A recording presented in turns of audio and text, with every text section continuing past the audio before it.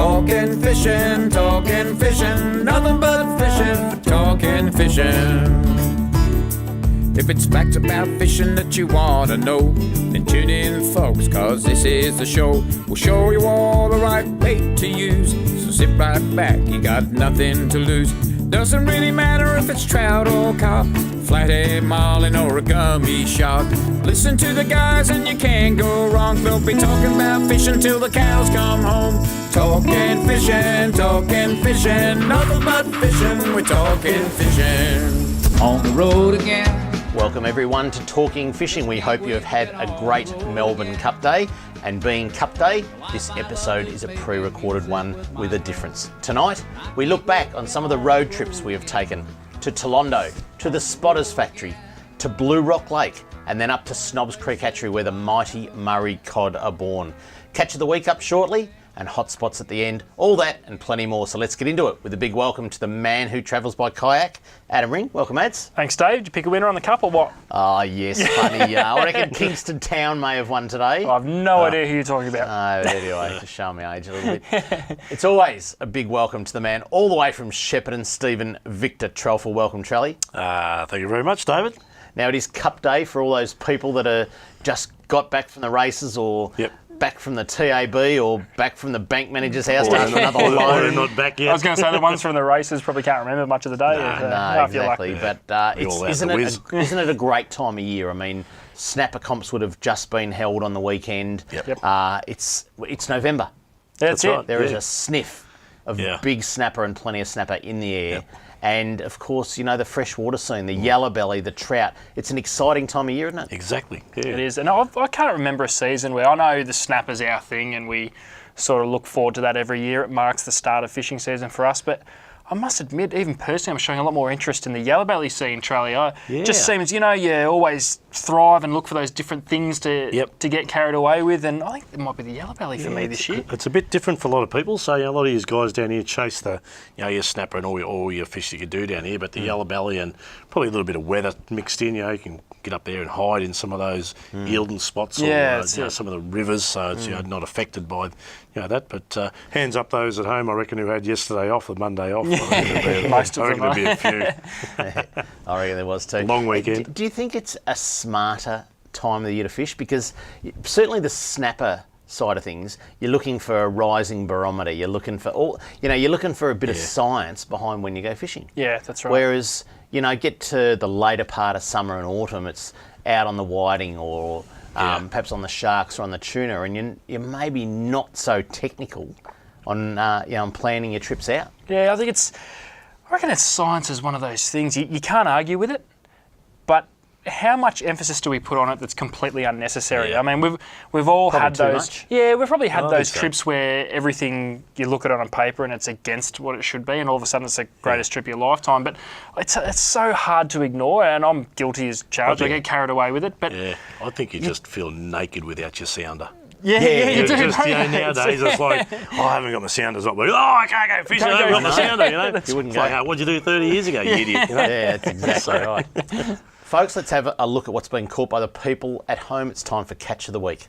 Catch of the Week, brought to you by Shimano, providing reliable, trustworthy, quality fishing gear for your enjoyment.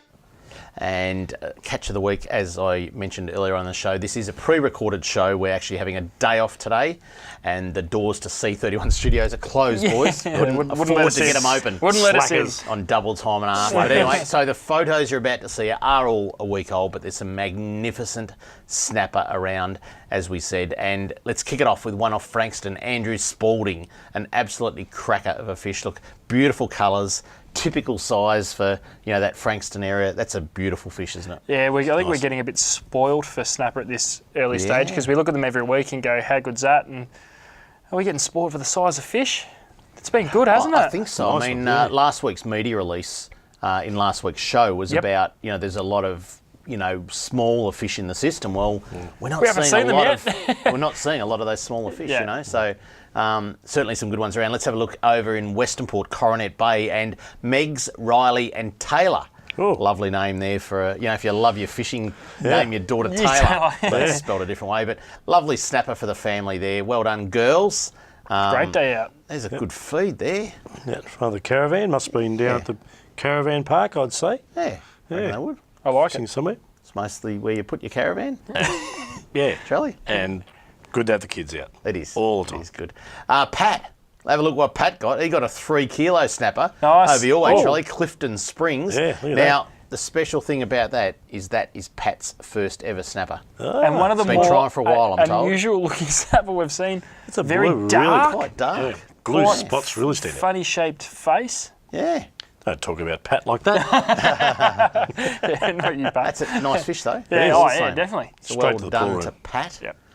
A couple of boys got out in. We're going backwards and forwards from Port Phillip to Western Port. I It's should all have right. looked at these, shouldn't I? It's all right. Got them in order, but it doesn't matter because they're all snapper. Jack Closter and Ben McDerby, they got out from Warneet, and some magnificent fish coming out of Warneet at the moment. That top Yeah. end has really been probably equal, if not better, than down the southern end of Western Port, hasn't it? Yeah, it's been fired up a little bit again. It started off great guns really early and then went a little bit quiet, and I think it's had enough of everyone going south and said, no, hang on, we're still here. Yeah. I like it. Cows has also featured quite a bit in Catch of the Week, and it just seems whether you're land-based or boat-based. Cows off Phillip Island. Yep. Gee, I tell you what, it could be a big year for all those people that holiday down there in December, January, because the fishing just seems to be on fire down that neck of the woods in Cows. And Chris Elms, he headed out and got a lovely catch the other day on snapper out of Cows, and we might even show the photo. There we go. Oh, there you go. Good on you, Chris. There's Chris, and that's a cracking fish. Yeah, it is a great fish. And cows, I think we're going to see a little bit more from cows over the following weeks as people start When to you fill say up the caravan land-based, when you say land-based, Cows jetty. Cows jetty, yeah, it's a Yeah, good yeah. jetty, I know. Yeah. Last week we had one on the photo Remember from there. that? Remember that? Yeah, that's right. How can I forget? So, yeah. Alf Oh, on his 40th birthday. yeah. Not yeah. Alf from Home and Away. Alf. Alf. The got- Muppet. got- you can't even remember last week, Oh, Troy. no, that's all right. Let's keep going. Coronella. We were just talking about Coronella, which is the other place where it's been pretty fiery. And Neil Bowl got a lovely 7 kilo model out of Coronella. 7 kegger. Yeah. Something else of that He's size, white, aren't they? isn't he? Long fish. Like his beard. Yeah. Straight out of Must have Castaway. been. I reckon he might work for the council, those pants. Suppose. Hey? Get his fluoros on, gone straight from work, or taken a sickie and gone in his Yeah, work no clothes. mucking around. Straight down to the round. Might have Good gone work. in his work clothes. I like it. That's it. Good Well, form. we were just talking about yellow belly, Trelly, and obviously a lot of people up at Eildon this weekend. Yep. Over the Melbourne Cup weekend, would have been up there camping at places like Jerusalem Creek and the township itself, and Yep. along the Delatite and the Hauqua. The Pines. All those sort of places, yeah. But Ebony, now I did say that this was from a week ago, so, but Ebony Lesiputty got a beautiful yellow belly out of Lake Eildon and got the roaring The fire in the in background. Oh, Yeah. looks Obviously good. camping that up was that on way a somewhere. Springer night time already. On you, Ebony. Good It work. might be related to Travis Dowling then, using that sort of equipment. Yeah, yeah. But, no, Travis only joking. Dowling's dad. Great Yeah, size Nice. fish. Yeah. But it's nice to good. see those sort of fish coming out now, and it's Yeah. it's you know, we've been building up to this, haven't we? I mean, in previous shows we've been saying, Trelly, when's it going to happen? When's it going to happen? Yeah. And the yellow belly's happening now. So there's more and more it's reports of it. really cute. We're getting a lot of reports now, and they hang around the top of some of those trees too. You find the trees on the sounder, which looks like a skeletal tree. You get the fish that hang around the top. So a lot of bibless lures they use up there, like So they hang jackals. around the top of the tree. Yeah, they'll sort of bunch up to the top of a tree or to the side of the top of the tree, rather than they've got the reddies that sort of sit down the bottom. They will sit down the bottom, but Yeah. this time of year they'll tend to bunch up, and you'll get a lot of times where you'll actually catch one, Yeah. and you'll get 2, 3, 4, up to 20 fish Yeah. will actually follow up to the boat. Yeah, okay. So it's pretty exciting. Yeah, it's starting to happen. I'll ask you more about yellow belly if we get a chance during the show. If you'd like to send in a pic of your catch of the week, this is what you have to do. If you want to be like me and have your photo on TV, email your fishing pic to info@ifish.com.au. And next on Talking Fishing, we head west to the town of Horsham and have a look at Lake Tolondo right after this. Talking fishing. We know what you'd rather be doing. We know what you've really got in mind. We know you'd rather be out fishing. And today's the day you're gonna wet a line. 'Cause every day's a good day. Stop wishing. Every day's a chance to drift away. Drift away. Every day's a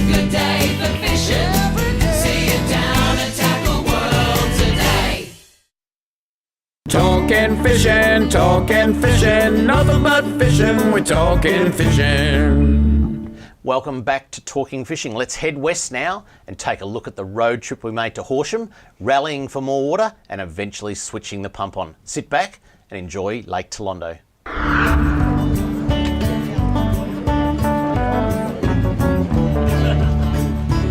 Trev, great rally here at Lake Tolondo. Just tell us a little bit about the fishing at the moment. What's the percentage of the lake and how's it fishing? Look, currently 22% we've got in the lake, Dave. It is not fishing 100% at the moment, but I think it may pick up over the next couple of weeks. It's not brilliant, so people hold off. Keep an eye on my page. You'll get the updates to see what's going on. What's it gonna take to get water in there, and what level for it to get through summer? Because it's going to be a warm one. It's a beautiful day here in Horsham today. It's going to be a warm one. Fantastic. These fish aren't going to last. What's it going to take? Look, I think we've taken a great step today of getting this underway, and we're a step in the right direction. Of course, we've had some great support, so we need to get that water in there. We've got to make people see that we're going to get in there, and we need everyone else to get behind us and make it happen. So the more people involved, the better. I'd estimate around 500 people here today, Trevor. It's been a great turnout in Horsham, a beautiful day. It's a beautiful lake. We just need water. We need to get the political parties to make some changes to the water rules, because if that doesn't happen, we haven't got fish in Lake Tolondo and it's all over. Today's all about Tolondo, and unfortunately fishing and politics come together. You people need to decide in a few weeks' time who you're going to vote for. And a lot of people will vote for who they've voted for forever. A lot of people will vote because the roads are stuffed in Melbourne and whoever's going to fix them is going to fix them. But there's a percentage of people that will vote because of fishing and what it means to them. And hopefully today you pick up a little bit about what the political parties are going to do, because unless someone intervenes with what's happening at Tolondo right now, unless someone changes the water rules, then nothing's going to change. Dallas De Silva, the General Manager of VR Fish, has joined the rally, driven all the way from Melbourne. Dallas, thanks for coming. Thanks, Dave. Thanks for the chance. Now, you've had some great negotiations with the Water Management Authority. Just tell us a little bit about the water allocation that you've been able to negotiate, and all we need is the 400 and something thousand to pay for it. That's right, yeah. So we've sat down with the Water Authority and we've managed to negotiate an allocation of about 5,000 megalitres.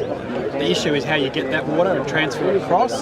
So the costs are very prohibitive, you're looking at a serious amount of money. Obviously we think Tolondo is worth it. It is the premier trout fishery, certainly out this way, and if not across the country.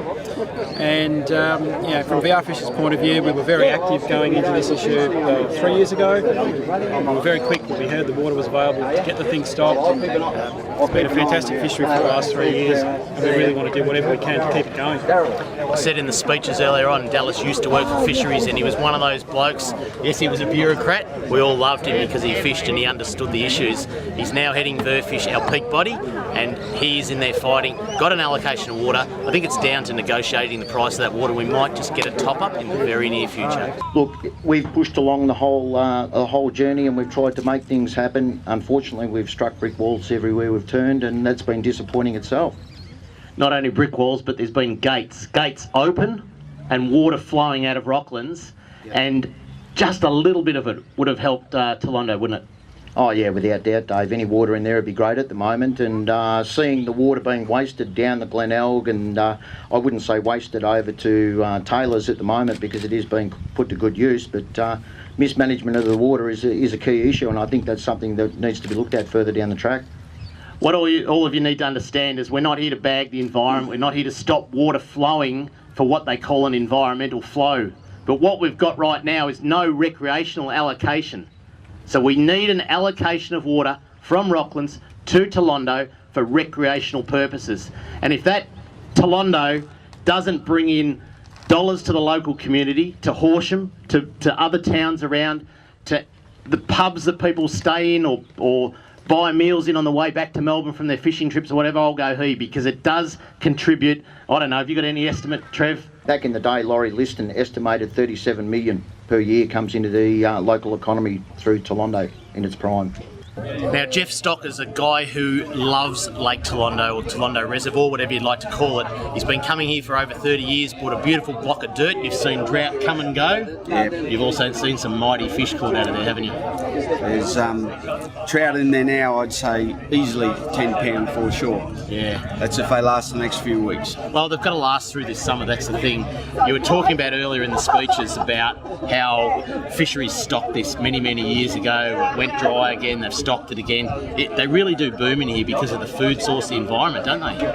It's an entirely unique ecosystem in Toolondo. There's so many food sources and so much ecosystem to support the food sources. It's unprecedented. There's nothing like it anywhere else in Australia. That's why it achieves the growth rates that it does. It's all food, and they just pump it in and they grow fat and big. And you go overseas to try to catch a fish of the calibre here. Go to England, cost you 20 grand a year to fish on a 30 metre stretch of bank. Go to New Zealand and get some guides, try to catch a fish. This is world class stuff. It's worth millions of dollars to the local community, and they're letting it go.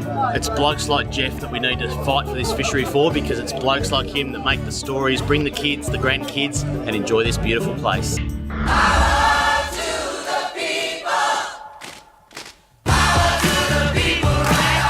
We've got a great policy, and I couldn't be more pleased than having a responsibility for implementing it. And this is just wonderful for this community to be able to guarantee the future of Tolondo. It means so much, I know.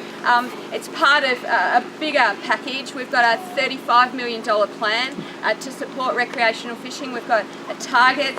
We want to increase the rec fishing population in Victoria to 1 million. And to really grow opportunities to provide better infrastructure, greater opportunities for more people to be out and wetting a line. So it's just great to be here today. I'd like to also thank Trevor and David and Dallas in particular for their leadership of this campaign over a number of years. These things can take a bit of time to win. These fights that are worth having can often take a while, but yes, we're very pleased to have been able to deliver on it, and to deliver on it so quickly.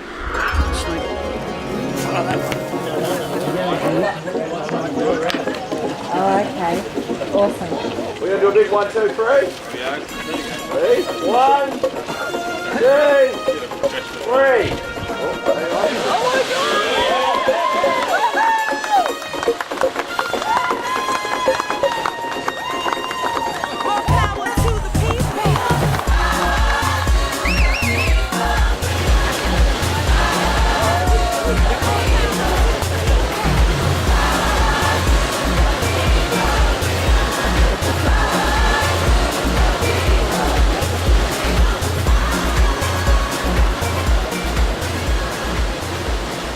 You people would know Trevor Holmes from Victorian Inland Fishing Charters, and behind us,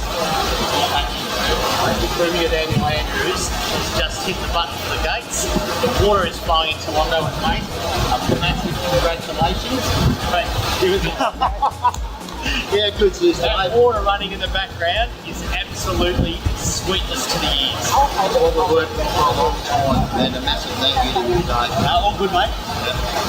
Good to see that water flowing. It was there all the time.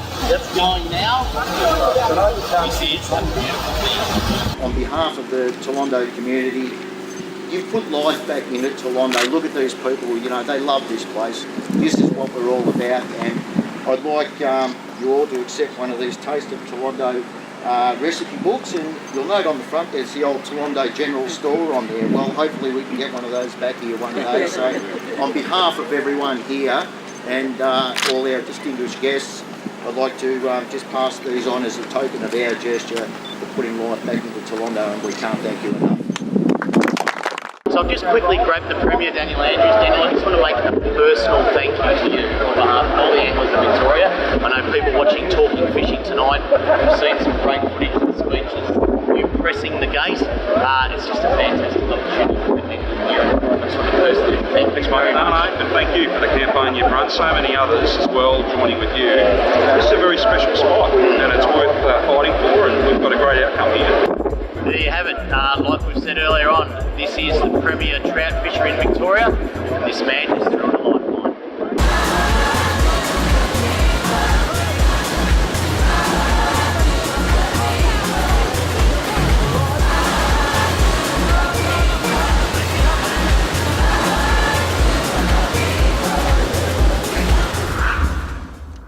And up next, product of the week, we road test spotters sunglasses and do a factory tour right after this on Talking Fishing. Talking fishing.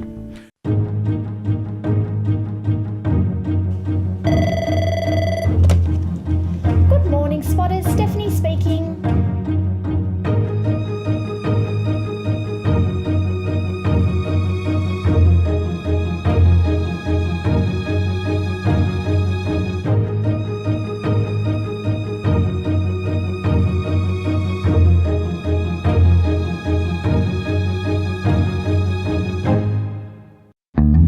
Hi, David Kramer here. If you love talking fishing, why not get your company involved? Just go to talkingfishing.com.au and click the link to help support the show. Get on board today. Talking fishing. Product of the week, brought to you by Tackle World. Talking fishing. Welcome back to Talking Fishing. Let's head bush to the mighty Delatite River and road test spotter sunglasses. Then it's off to the factory to see how they're made. Sit back and enjoy a bit about spotters. Well, what a sensational part of the world I've brought you to today for product of the week. It's the mighty Delatite River up near Mansfield, a fantastic trout stream for these little browns that are just yummo on the plate. But I'm not going to talk to you about brown trout today. I'm not going to talk to you about fly gear. What I'm going to talk to you about is something really important when you go trout fishing, and that's the eyewear. You want to be able to see the fish before you present a fly, and it's most important to have a good set of Polaroid sunglasses. Now, I wear spotters. I'm wearing the gold leaf. They're just sensational on these very sunny days. But not every day is a sunny day. Today's been sun in, sun out, cloud in, cloud out. It's like a game of tennis. And if you can afford it, get yourself another pair of glasses, because if you can change midway through for the conditions you're fishing, it's a great way to see the fish. I'm just going to put this trout down. I'm going to show you more of my eyewear that I take when I come to the Delatite. Alright, I've got rid of the trout. Now it's time to talk to you seriously about the eyewear you should be wearing when you come trout fishing on a beautiful stream like the Delatite. Today I've got the gold leaf. It's the Rebel frame. Very, very comfortable. Now the gold leaf is very good on a bright sunny day. It penetrates through the water. You can see the fish. It's just fantastic when you want to present that fly right in front of it. But today's been, like I said, sunny, cloudy, cloudy. I want to change over and adapt to the conditions that I'm fishing in. So today I take the gold ones off that come from a brown base, and I put the blue mirror on, which comes from a grey base. Now the blue mirror, it's just a little bit lighter, so in the duller conditions you can swap over and they're just a fantastic lens. But there's a third one that I love to take when I go trout fishing, because late in the afternoon when it gets quite dull, or the clouds roll in as they do in Melbourne and you have a terrible cold change and it's dull and it's dark all of a sudden, I want to be able to adapt to that situation as well. Spotters now have this one. This is the Blaze frame, a very good cover of the eye, and it's a fantastic lens. It's yellow, it's called Extreme, remember it, Extreme. It's a fantastic lens in very, very dull conditions. I tell you what, get yourself a pair of these if it's only your second pair, because they are just sensational. They change your fishing. I'm going to show you what they look like through the lens. Let's have a look. Now I'm not sure if this experiment's going to work, but I'm just going to put the gold mirror in front of the lens. Have a look at that and just have a look at how beautiful that is on a bright sunny day. Now I'm going to swap over from the gold mirror. I'm going to use the blue mirror. It's just a little bit lighter. Like I said, it comes from a grey base. Just a little bit lighter than that previous one, the gold mirror. But when it does get cloudy late in the day, it's always good to swap over to the Extreme lens, the yellow. It's a fantastic lens. It'll show up a little bit light today, but in dull conditions, it's just absolutely sensational. You've got to have a spare pair of spotters in your pocket for when the conditions change, to give you that edge on catching beautiful brown trout in the Delatite. So there you go, spotters for every occasion. It pays to have a couple. If you can afford it, have three, because it does change the way you fish. It gives you the edge, and you will see that fish in any conditions when you're fishing places like the mighty Delatite River.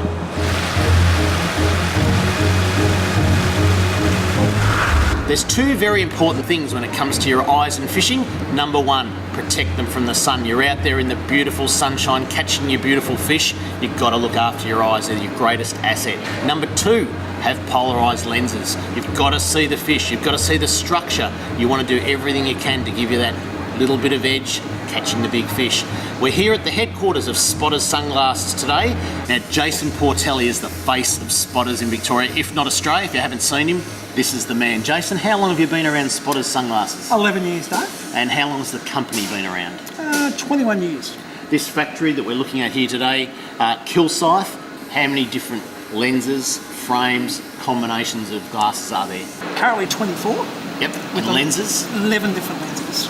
Now, 11 times 24, I've got no idea what that is, and I bet you don't either, but it's a lot of sunglasses. Now, we're going to grab Stu Griffiths. He's the optical mechanic here at Spotters Sunglasses. He's going to take us for a tour of the factory and have a look at how Spotters Sunglasses are made. So, basically what I do is block the lenses here. As you can see, they're Nexus lenses. They're green with a blue tinge.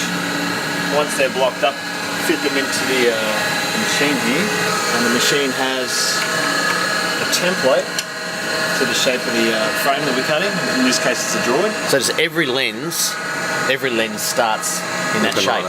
It actually starts a lot thicker. Oh, and you've already ground the face. The horizontal lines that you can't see, but they're in there, they'll stop the reflection off the water like that. So, but like that, it'll allow it straight through. So if you get 2 polarised lenses and twist them one in front of the other, they'll go black. So it'll cut out the total light coming through. It fits in there.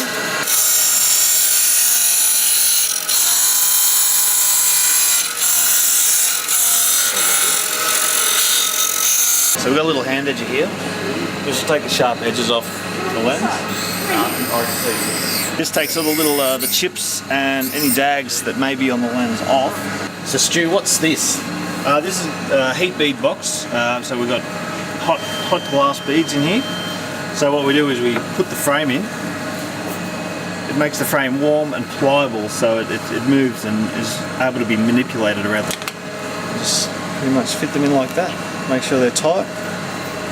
These lenses are for our prescription wearers. Yep. Now, the reason they're so thick is so we can accommodate for up to a +2 or a -2, so we can grind anything between that range on here. This is our halide lens. It's the darker version of the penetrator. Now, these two will go slightly darker in the sun. Also, will our extreme yellow, that also goes a little bit darker, but that's generally for lighter conditions, say trout fishing and Tassie rivers, that sort of thing, overcast days. Silver mirror, gold mirror are also available. Now everyone, this is Drummo. Drummo is half blind most of the time and fully blind the rest of the time. Jace, if someone like Drummo walks into a tack world and says, I want prescription spotters, can you do it? Certainly can, yes. Pretty much what we need is a fairly fresh prescription from the optometrist, and we can make up a design pair of prescriptions just for Drummo in his own powers. So I've just got glasses myself and I can't read without them. I'm about a 2, a +2. Yep. What can you go up to in prescriptions? Pretty much +2, +2, 2.5 in glass. Stu, what's this machine? Tell us about it. Well, basically what we do with this machine is we pop a pair of glasses in, hit start, and it will spin around and it determines the axis of the lenses and make sure they're within a couple of degrees of 180. Now, if you want a cheaper lens than glass, you have the option of Columbia resin. It is one of the best resins from around the world, and this is how they make it.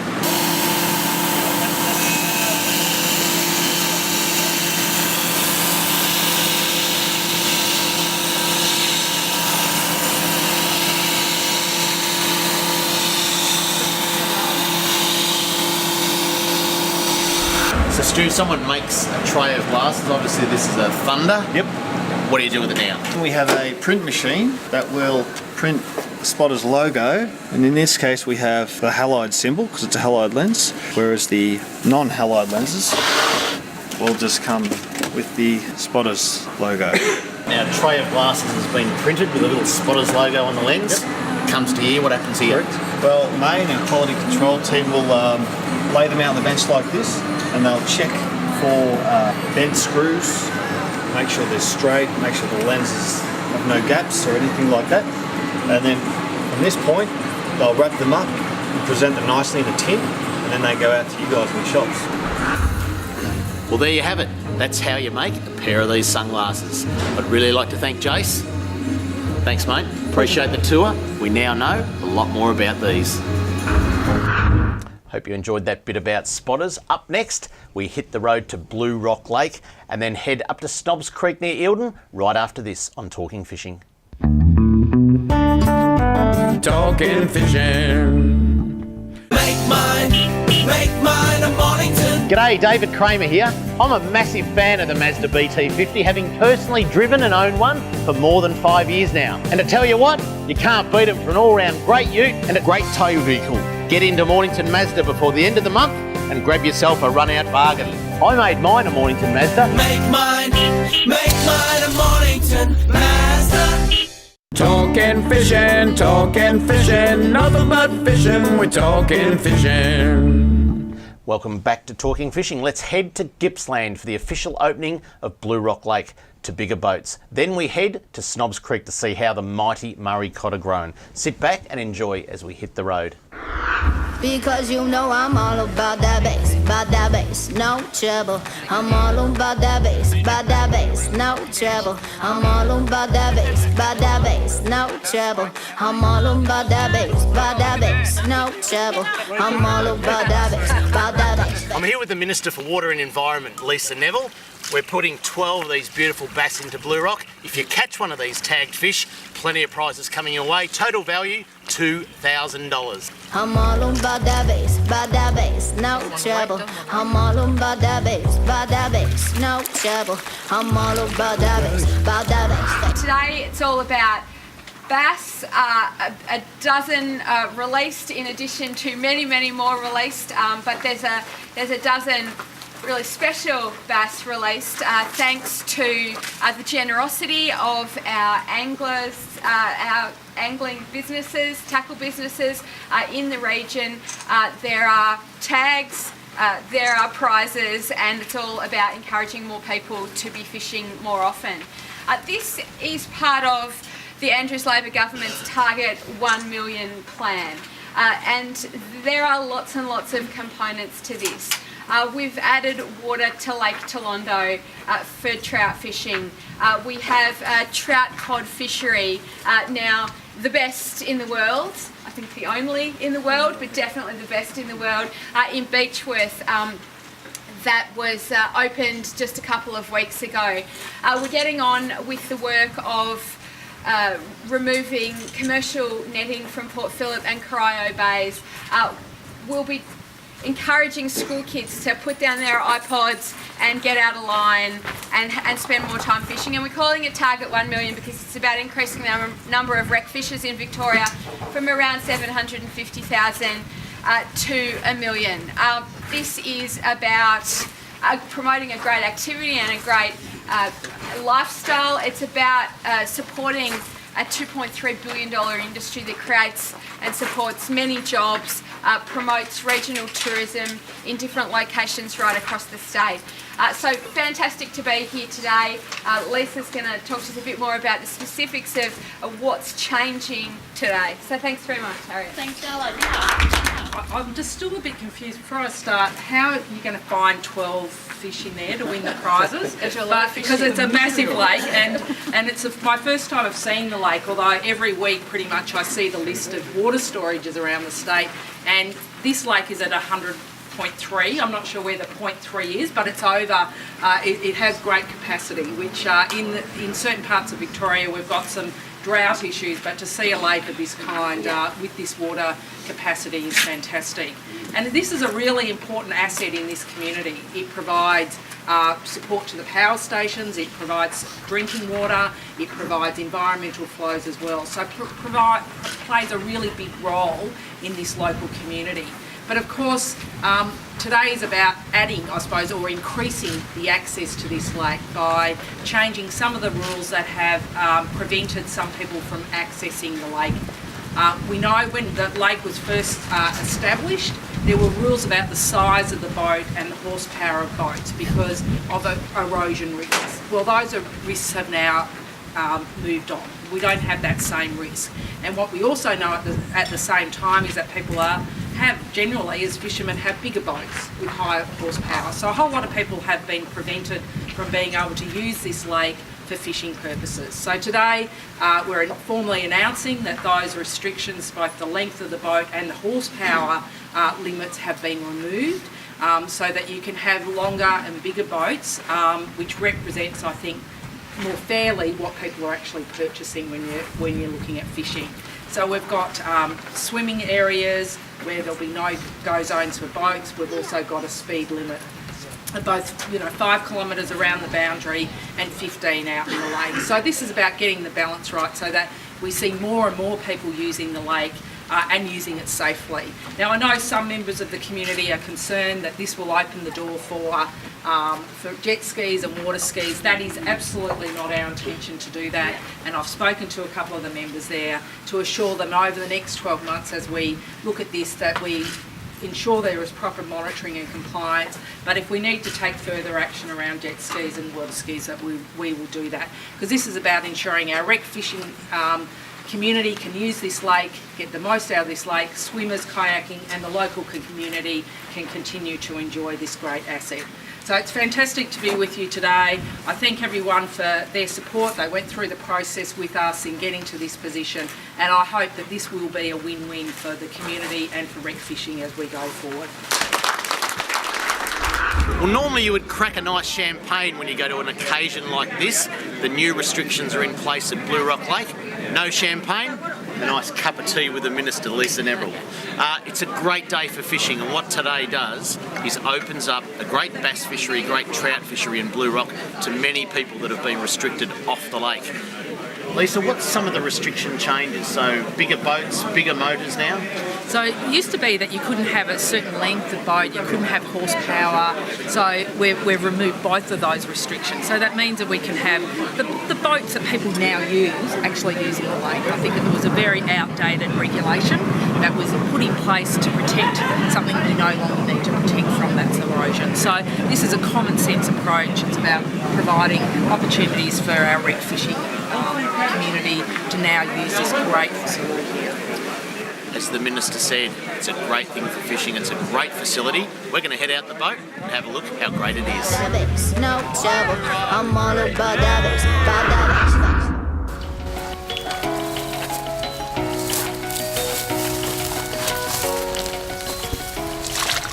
Murray cod is an iconic Australian native fish, highly prized by anglers.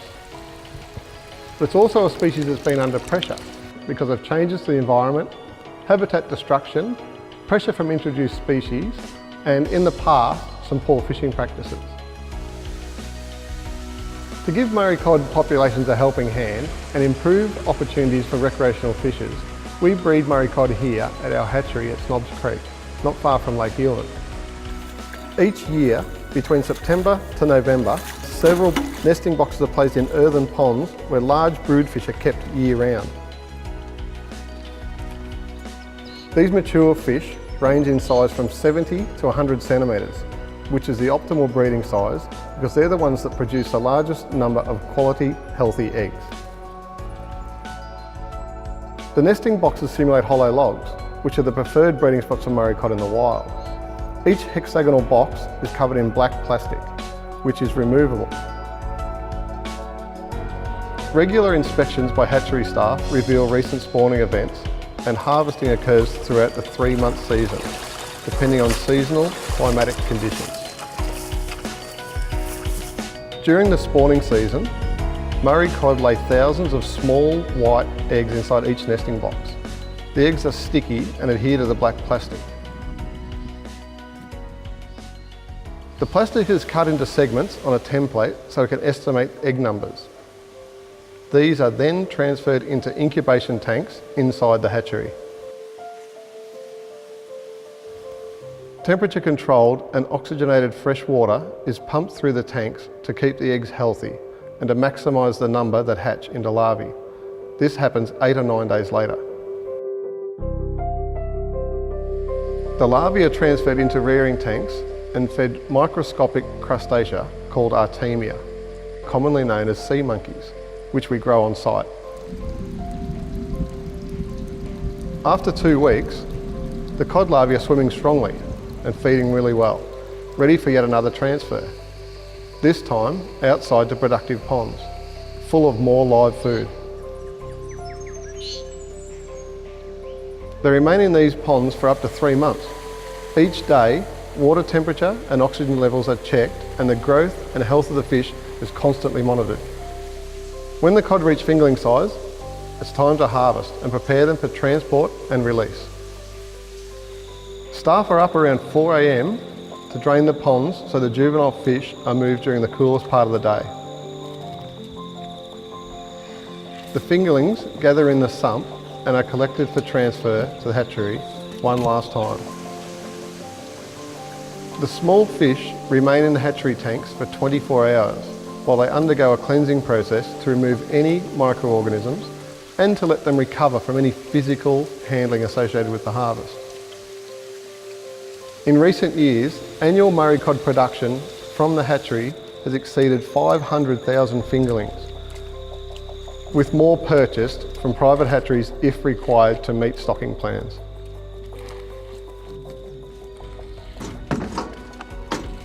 Finally, the cod fingerlings are ready for release into lakes and rivers throughout northern Victoria. Normally, the fingerlings grow to catchable size in 4 to 5 years following release, although this varies depending on the productivity of the waterway.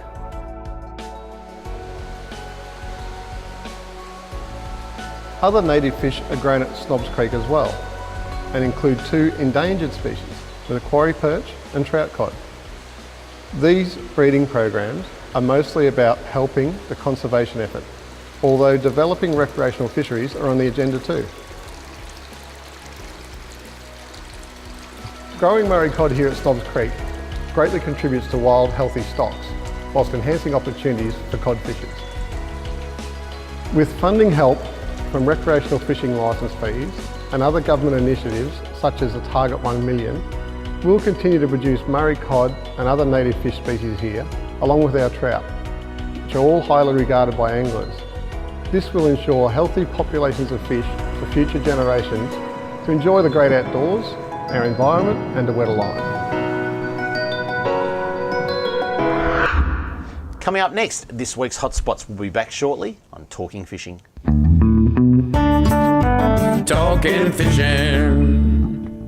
G'day, Callan here from Paul Worslam's Tackle World Cranbourne. Supercharged batteries have been supplying maintenance-free marine batteries since 2001. The Seamaster Gold range is second to none, delivering superior starting power and reserve capacity. No need to top up with water, truly a fit and forget battery. With up to 2 years replacement warranty, you know you have quality. Your battery is your lifeline. Without it, you're dead in the water because it's bloody hard to push start. I've got a Seamaster battery in my boat. Make yours a Seamaster Gold today. Talking fishing, nothing but fishing, we're talking fishing. And now the segment you've all been waiting for. Hotspots, brought to you by Seamaster Batteries. Make yours a Seamaster Gold today. Now, just a reminder that this show is pre-recorded and we did have today off. It's Melbourne Cup Day, but we've got some cracker hotspots for you. Let's kick it off. It's all about the snapper and Altona, boys. About 16 metres off Altona is just absolutely on fire at the moment. In fact, someone described it as going off. Oh, no way. Yep. Oh, Going off. Going off. It's going off. Write that down. Altona. Going off, it's... Going off. Yeah. Yeah. TITS. Going off. Yeah, exactly. Yeah. So Altona, get there. If you want to get out onto the eastern seaboard, launch at Carrum or Mornington and head to Mount Eliza. Now, we all know Mount Eliza gets quite deep quite quick. Yep. You don't need to go out far. It's always a bit of a trap when you're in a boat. All you want to do is find the deepest water possible. Yeah. You just feel comfortable. Go out into the sound that goes to 20 metres. You just feel comfortable in deep water, I think. We're in the deep spot now. Yeah, they must be here. Try in shallow at Mount Eliza. We're talking 7-8 metres or? 7 or 8 metres would be perfect trolley, and maybe under the cover of darkness. So just on dusk, anchor yourself up, see if you can sound some fish around, but just that little bit of cover of darkness you need, or early morning as well. But Under Mount the cover Eliza, of darkness. I'd you love, put a burqa on. You know what? I'd love to hear from the people. I'd love to hear from the people on this topic because you don't hear a lot of night reports from Port Phillip Bay. Western Port you do, but not Port Phillip. I want to know what your favoured depth at night time for successful snapper fishing in Port Phillip Bay. Yeah. Because you just don't. You get some nice reports, but not like you do in Western Port. No, that's right. Yeah. And moon phase. Yeah. All right.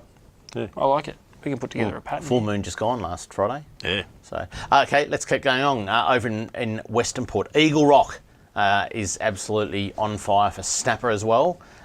Get into around 17 metres of water there around Eagle Rock, and there's some good snapper to be had. Let's keep it rolling, boys. The first hotspot, I've got to say it. First hotspot for kingfish for the year. We've seen in recent weeks kingfish on the Tyre Bank, kingfish at Joe's Island, kingfish in the Melbourne Docklands. You can't tell me they're not a pyramid rock. Well, yeah, everything says they should be. Pyramid rock, I'd be getting out there now. That warm current is coming down at a rate of knots, and there will be kingfish at pyramid rock. Trust me, just get there. Oof. All the usual styles and baits. And let's head up into the high country, Trelly. Yep. You were talking about you were at Jamison a week or two ago. Yep. But the Howker River. I have it from the man himself, Victor. That the Howker River, upstream from Sheepyard Flat, is absolutely on fire. That's a fair bit upstream, Sheepyard Flat. Yep. Small brown trout, they're not monsters. Yeah. But up that way, there's some beautiful brown trout at the moment. Yeah, easiest way is to go out past Merrijig. Yeah. Go up towards the timber top, the grammar school where Prince Philip went. Yep. And over the top and down into Sheepyard Flat. It's a lovely country up there. Isn't and it? yes, it's running, well, if it ain't any rain, it's running pretty clear, but it clears pretty quick. Yeah, it's a lovely part of the world. And you don't need four-wheel drive to get to Sheepyard Flat. No, definitely not. No, and it's there's a a lot little of bit access beyond your upstream from there Yeah. on. Upstreams, good. Yeah. So there's the Howker River, and lucky last, Blue Rock Lake. The bass are starting to come on there. Like, I know it fishes very well for trout as well, but as this water warms a little bit, the bass are just starting to turn on, aren't they? Yeah, we're getting to top water season, so a nice... Top water. Yeah, nice so that's evening, dusk sort of bite, roll those little cicadas and bits and pieces along the top. It's exciting fishing. Best fun you've Absolutely. Yeah. So there you go. There's our hot spots. Now, Trelly, been saving this question the whole show. The whole last hour. Wow. We've seen the Murray Cod video that we just showed before about how they breed at Snobs Creek, and I guess in the wild, then they're laying eggs in hollow logs and things like that. Yellowbelly. Do you know anything about the spawning activity of yellowbelly? I should have asked you this question before I asked you on air. Yeah, I know a little bit about it. I know the breeding is at a certain temperature along the Goulburn of our area. Yeah. And it's usually an environmental flow which will end at Murchison on 4 days before the cod opening. Yeah. So at the end of November, there's an environmental flow going to go down, and they usually check the spawning activity during that and after that event. So that is a pretty significant. There's one that's just gone through environmental flow, and that one which will. So that triggers the spawning, does it? It triggers the spawning. Yeah, I think it's that flow. Yeah. It's that high and bank then, flow so or medium trout bank flow. like a gravel bed or whatever, or the cod like a big hollow log. What a yellowbelly like? Yeah, I'm not too. I'm not too sure. No one talks about it. Yeah, that's right. I don't think there's been much. Yeah, I think it's like. Look, I would say there's a few rocky banks along there, but certainly I would say it would be quieter waters like backwaters and things like that. And there's a lot of grassy areas. So I'll try and find out a bit more about it, but I'm just guessing that. So that's the sort of thing that brings along. Hands up if you're excited. The trout conference is on next Saturday. 2 hands. Wow. You know what? Because it's the first one I've been to. I'm hanging for it. Yeah, there you go. So if you're planning on going, you haven't booked your seat yet, please look up. I'm not even sure if there's any seats left, but I know last week there was about 200 already gone. But the Talk Wild Trout Conference, just Google it, you'll find it. And it's on next Saturday, boys, in Mansfield. It's going to be a great trip. We'll all be up there. And the beauty... I like that, and it's not cheating, but you just get to find a bit of the science it's just about smart. trout. You know, Intelligent. Well, I mean, young Victor, who works in the room next door, he's shown us some fantastic photos of the Howker River. I reckon if you went back 1 or 2 years, the Howker was fishing terribly. Yeah, because it was almost full of carp. Yeah, that's right, and there was almost. Well, didn't fisheries at the time rate it. pour money into trying to work out why there was no trout in the Howker anymore? Yeah. And the hauker has tended to run quite warm during summer. Yep. So whether the trout didn't survive that. I think that was a bit of the code. That or a high flood through there sort of knocked them around a little bit too, I think. Yeah. But now, according to Victor, the hauker's fishing well.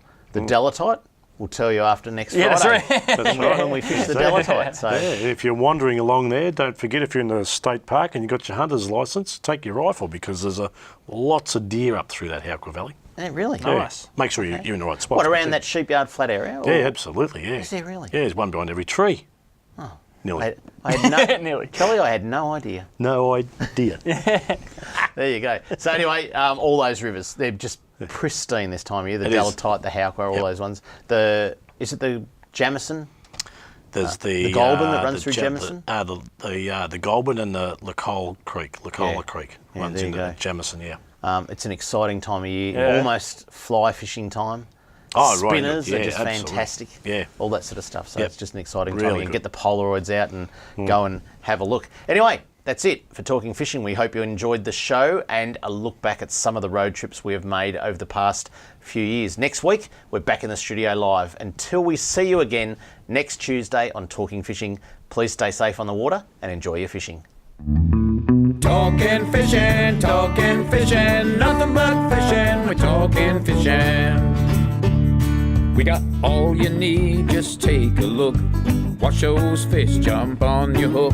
So just relax and take your time. Enjoy the show, then drop us a line. Talking fishing, nothing but fishing, we're talking fishing. Talking fishing, nothing but fishing, we're talking fishing. Talking fishing. Have a good weekend, Mr. Walker. You too, son.